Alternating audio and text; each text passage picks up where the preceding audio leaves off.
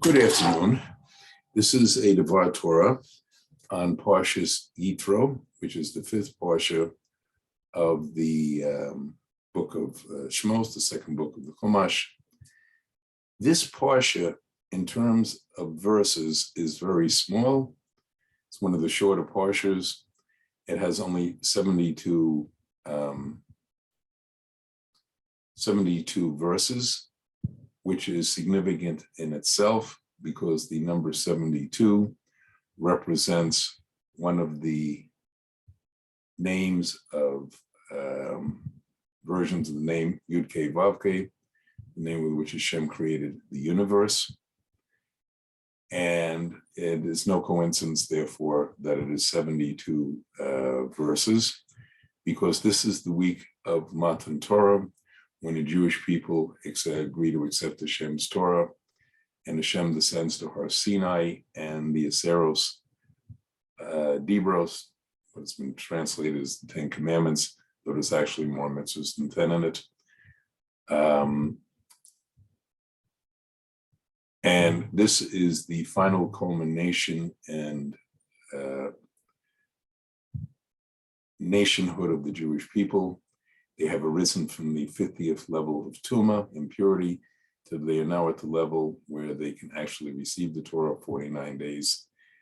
On the 50th day after they leave Egypt, there's been a prayer passing of 49 days.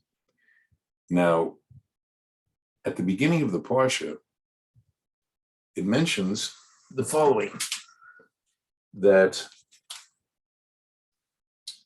Yitro, it says, Shema Yitro HaKohen, Midian Chatan Moshe, El Kol Asher Asa Elokim, LeMoshe LeIsrael Amo Ki Yotzei Hashem Et Israel Mitzrayim, which is translated as Yitro, the priest of Midian, the father-in-law of Moses, heard everything that God did to Moshe and his people, that Hashem had taken Israel out of Egypt.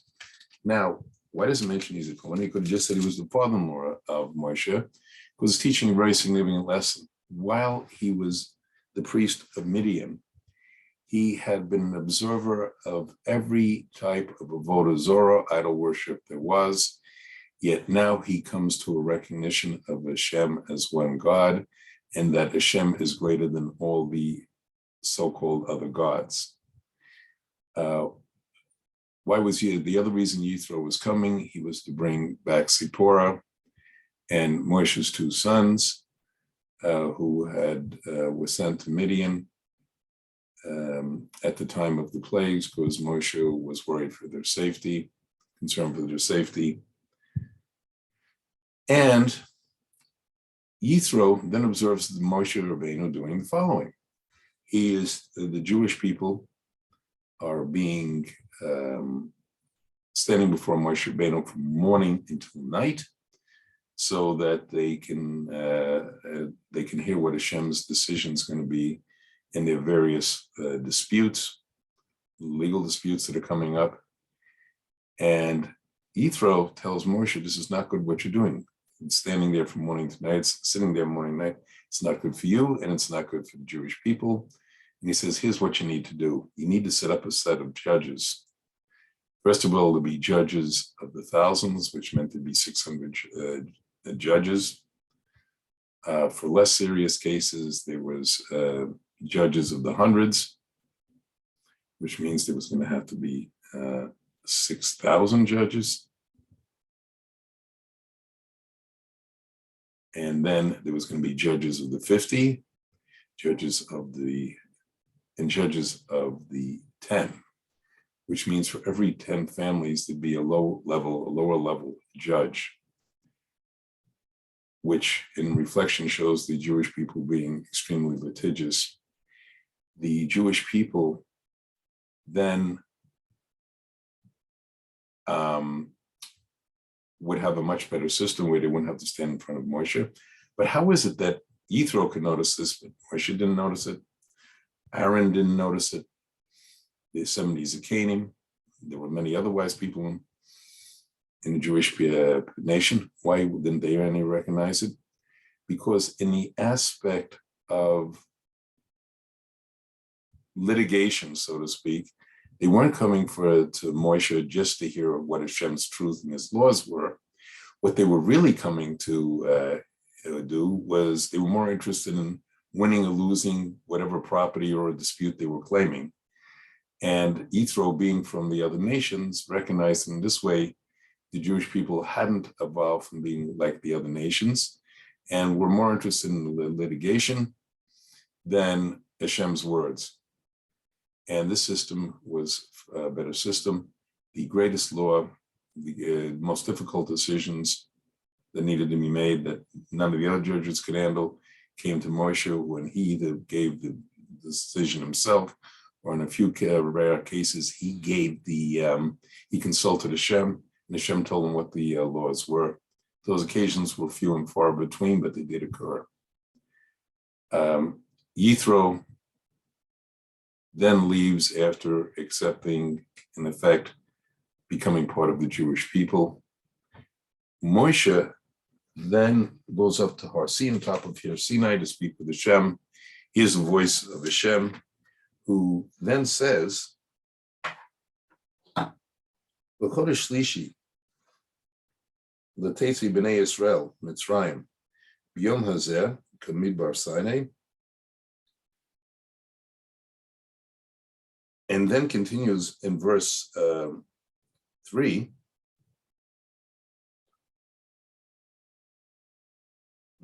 V'Moshe Allah et Elokim v'yakar aleilav Adonai min ha'ar lamezeh kol ta'ama beis Yaakov and deger b'nei Israel, which translates, Moshe ascended to Hashem and God called to him in the mountain saying, so you shall say to the house of Jacob and relate to the children of Israel. Why double references? It's all obviously the Jewish people, and there's a very important lesson to be learned from here. When the world was created, Hashem gave the laws of his commandments to Adam Arishon, who was then supposed to give them to Chava. That led to serious consequences because Adam, when he explored the law of not eating of the eighth climb of the tree of life or the eighth sedas of Tov and Ra,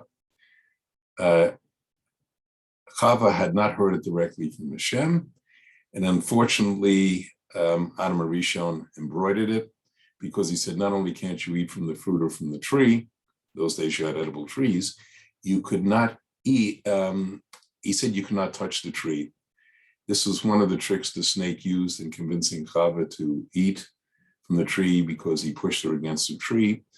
And when she didn't die, he said, you see, you didn't die from that and you won't die from eating, you won't have death from eating of the fruit.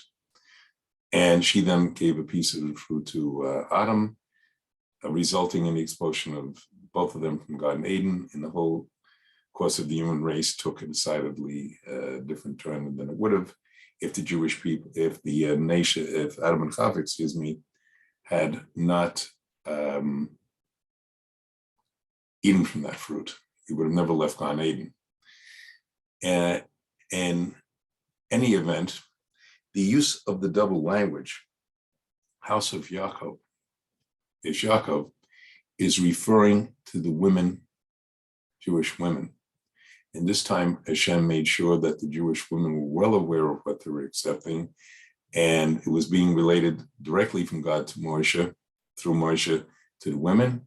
And when it talks about the children of Israel, it's talking about the men. So this time it will be accepted on an equal footing by the women and the men. And the women, quite often, Jewish women, are the ones who are able to provide more guidance, set the tone for the house, Jewish house. And in many ways, since they have, in some ways, a higher level Kedusha, the men act as a very important guiding light to the other half of the Jewish people, the men. In any event, the Parsha then goes on to Hashem coming down on Har Sinai after the Jewish people have purified themselves for 3 days. They received the Seros Adibros. It then mentions that there was great fire and sound, and the Jewish people moved back from Sinai. And one of the significances of that is after they heard the first of the two Aseros and Dibros, they died twice, and Hashem had to resurrect them. They didn't want to go through the experience of being resurrected another 8 times. So they asked that Moshe hear them and then convey it to them. Hashem made a miracle, which after Moshe heard each one of the Aseros and Dibros, his voice miraculously became magnified that all 3.5–4 million people in the camp of the Jews could hear it. And it ends with the instructions to build an altar. Now, this parsha is a parsha of completion and unity. Now, before we even get to the giving of the Aseros and Dibros, if one looks even in the case of organization or relationship, between Yitro and Moshe,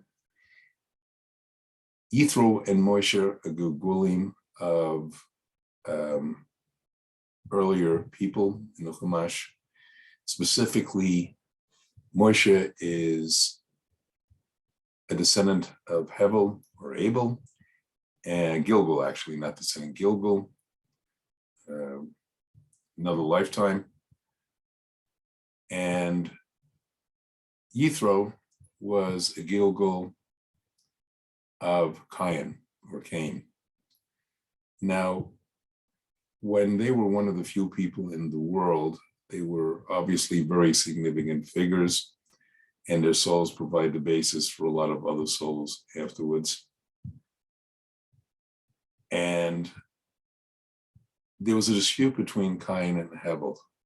What was the dispute? First of all, Hevel's relationship with Hashem was closer. He communicated better with him, offered the best of his produce to Hashem, while Cain was much more distant from Hashem, and decided the best thing to do to see, because it must have some purposes from the products he produced, was to offer the waste material. He became very upset when Hashem rejected his offers and told him he had to do better. Hevel then approached Cain because he wanted permission to marry one of Cain's sisters. Cain refused. Hevel knocked him down, and Cain became so angered that he rose up and killed Hevel. Now, interestingly enough, as a tikkun for compensating for that, in the generation of Yitro and Moshe, Yitro, as a Gilgal, reincarnated soul of Hevel, gave his daughter Zipporah to make up for the fact that Cain had not given his sister in marriage to Hevel before. But on an even deeper level, when we see Yitro and Moshe together, Yitro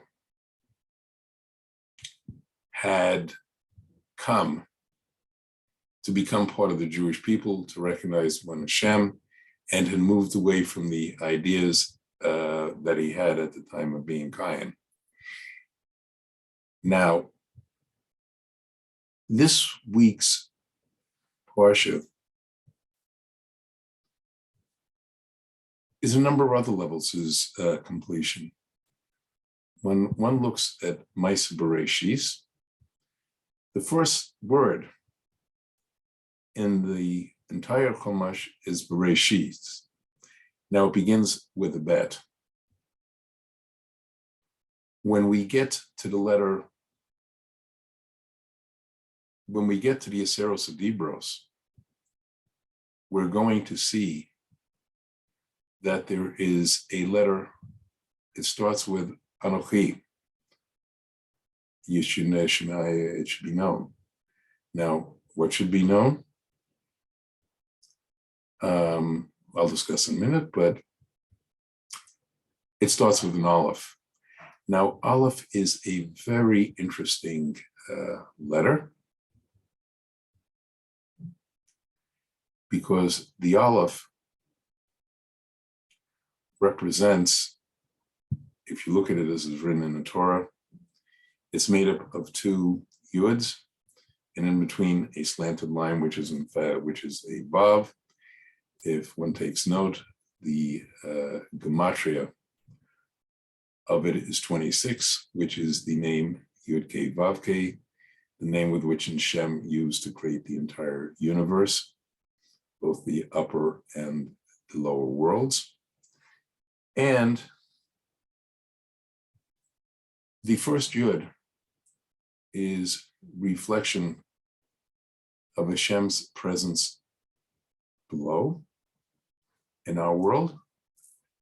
And the second Yud is portraying Hashem, represents Hashem in the heavens, Shemayim. And the Vav represents the waters that are talked about in creation that separate the upper worlds from the lower world. And what we see in at Har Sinai is a coming together of those two worlds when Hashem comes down to Sinai, so to speak. And it's a completion, in effect,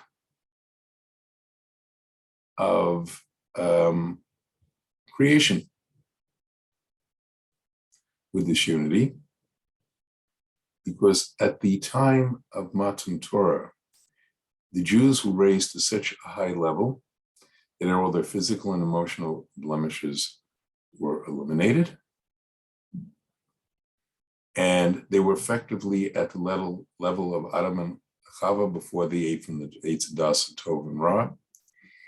If, in fact, the Jewish people had not later worshipped the golden calf, the Egel Zahav, there would have been completion. The Jewish people would have entered with Moshe, and there would have been completion, and it would have effectively been the Zman of Mashiach. Now, if one looks,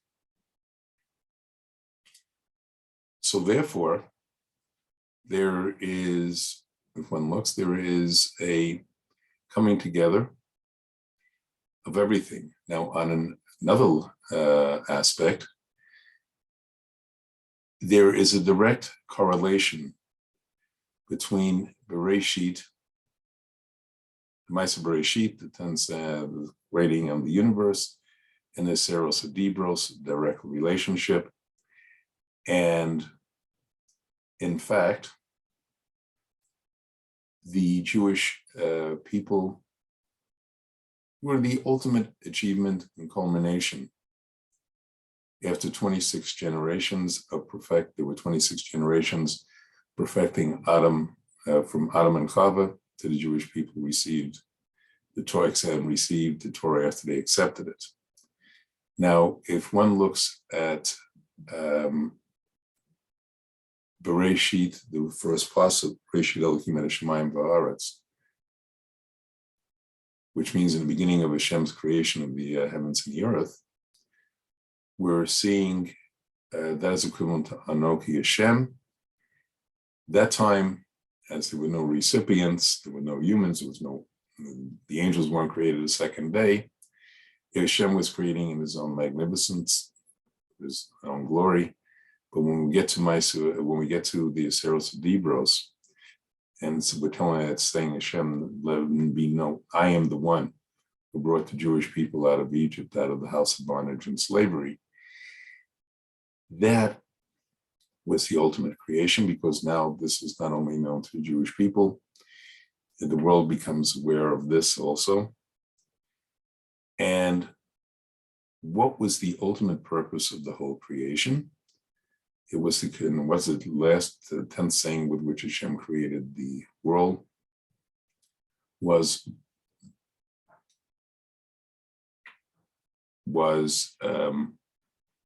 let us make man and woman. The whole purpose of creation was for the creation of man and woman. And if you look at the last of the Seros Dibros, it's coming to teach us the way we are supposed to relate to one another. So because with unity and serving Hashem through mitzvahs of Adam L'Chavero, a person to his fellow person, it says in the last of the Seros Adibros,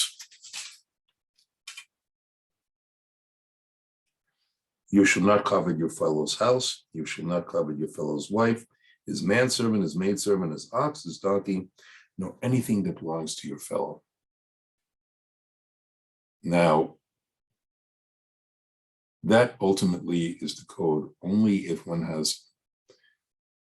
can accept mitzvahs of Adam L'Chavero, human to a fellow human, fellow Jew. Only then can we truly worship Hashem. And this was the ultimate completion of Hashem's design. Now, when Hashem came down to Sinai, something even more miraculous happened in the beginning of the Seros Adibros.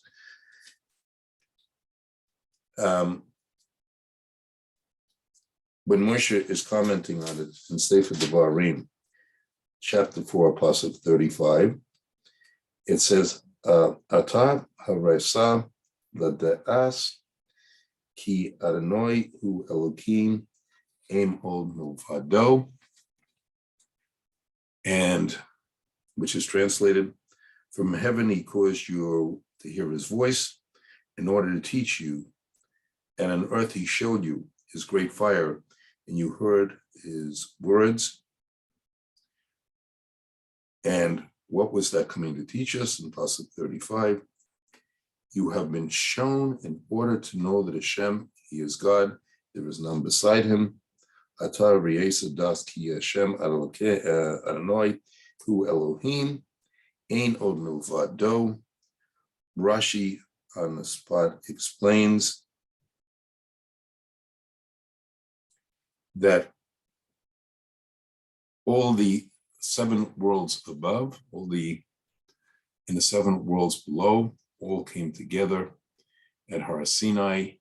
In other words, the heavens and the earth came together, and we have a complete unity, not only of the Jewish people, but of all the higher and lower worlds.